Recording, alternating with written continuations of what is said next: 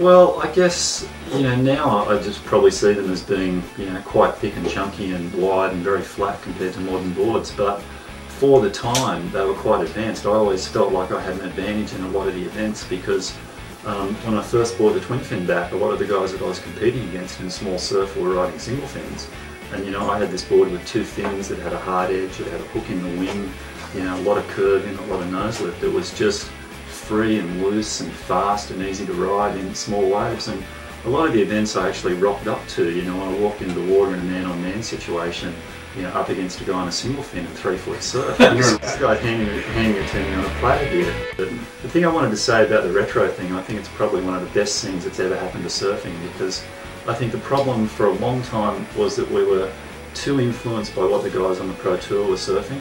The rounded square, 6'1", 6'2", 18 inches wide, 2 1/4, single or double concaves. And if you're a fit young guy, or if you're a world-class surfer, you can surf those boards and you can do incredible stuff on it. But the average guy who goes surfing doesn't have the body shape or the ability of those surfers.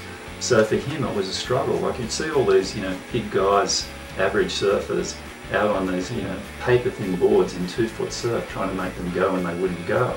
So that I think it's, you can walk down the beach with anything and it's kind of cool. Yeah. And to a certain extent it's nearly cooler to have a weird board than it is to have a 6'1" rounded square, because it creates more interest. People are oohing and ahhing and checking it out and wanting to know about it.